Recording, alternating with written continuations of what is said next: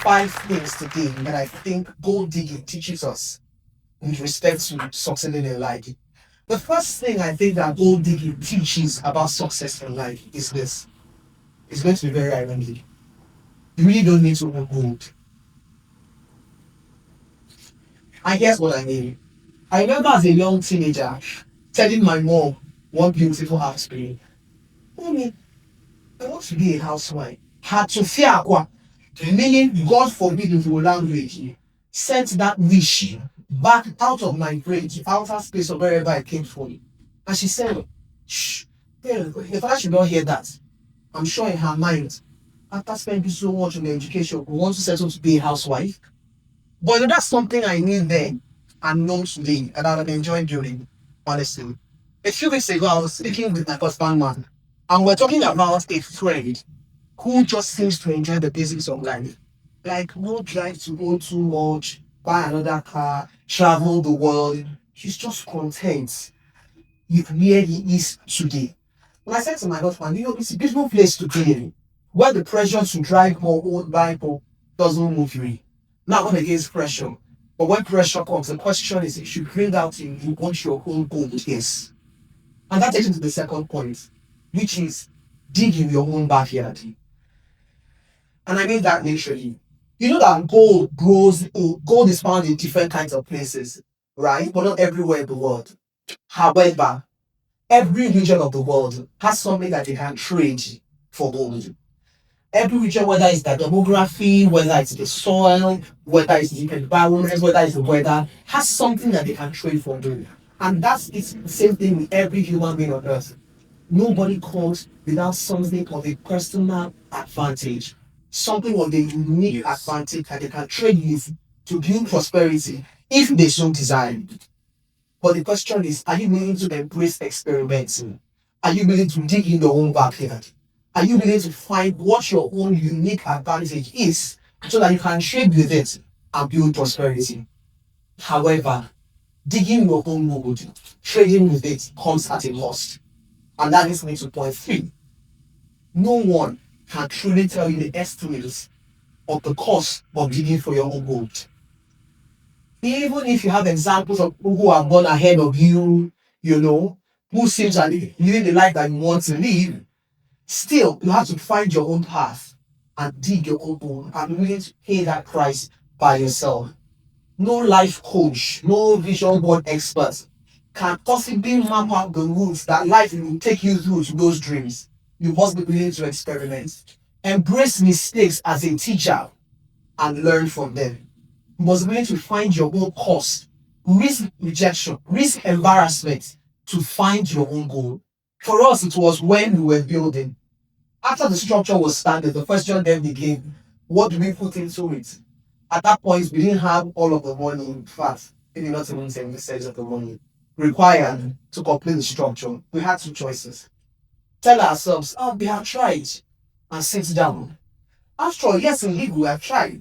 We were both under 14, the 3 kids working regular jobs. We really could have said we had tried. But guess what we didn't say? That fateful Saturday morning, my husband, man, and I entered the market. Now, the familiar with Lagos, the open market, although I didn't pay. And we got into the market and entered the first shop. When you see us walking, you know that we didn't have the money for what we wanted to buy.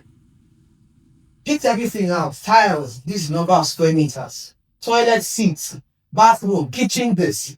And when we were done, negotiated to get a good discount. And then I opened my mouth and said to my man, if you don't have the computer money, we will pay you over 6 months. The man looked at me like I fell from the sky.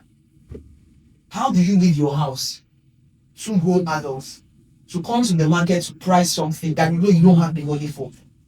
And it's not an emergency. Well, your guess is as good as mine. He said no. So they got up, left his store. My husband cringing at the thought of me going to ask another person. No problem. Once the next store, rinse and repeat. Picked out the items we needed.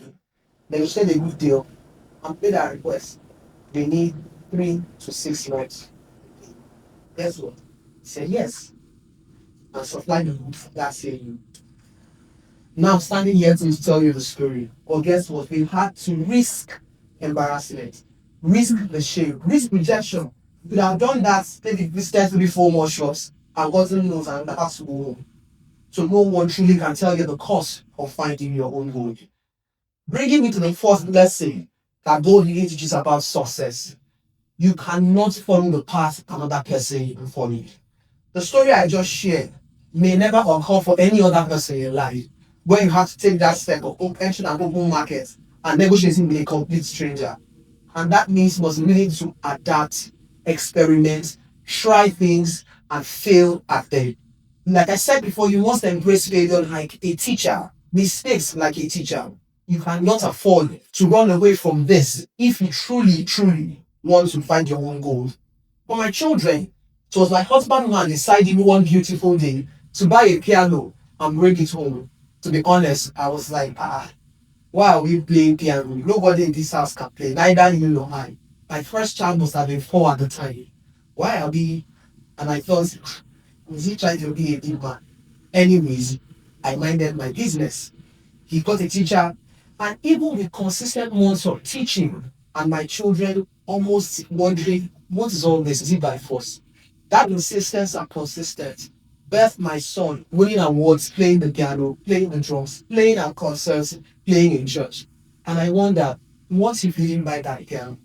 What if he didn't get a teacher? What if he didn't keep paying those lesson fees until he finally got a hang on it? For me, I am what you would call an accidental author. I had a message that said, package your gifts. And I thought, I know how to write, I know how to do puzzles. Let's put them together. An experiment that I thought wasn't going to go anywhere. But 7, 8 years down the line, 11,000 copies in sale. And I said, that was my part to being an author and the best-selling one. So I say this again to say, we must find your own unique path. And finally, and the one I think that excites you the most, is the fact that you never really know how much gold you will find at the end of the day. No gold digger, no matter how experienced, can tell you for sure that when he or she is done digging, they know the exact amount of gold they will find at this day. Like I said about being an author, I wrote that book and my intention was maybe a few of my friends who like my this will pay money and buy the movie. I'll give out the rest and I'll move on with my life. No one could have told me that I was going to be on international media, that I was going to sell thousands of copies of the book, that I was going to get multiple 8 figures of income from that goal. But I put my leg in the water. And that's what happens in life. I feel like life just waits to be sure that you're serious about that dream, that you truly want to find goal for your life. I feel like life doesn't tell you the end, but when you put your leg in the water, when you put those tools of gold digging to work, then you begin to find your own gold, your own competitive advantage, personally locked in you. When I see things like toe wrestling, here is a championship. They have prize money. They have a full range of things they get. When I see things like that, I'm further convinced that every one of us comes factory fitted with what it takes to find gold in our lives. And so as I end this today, I want to encourage you.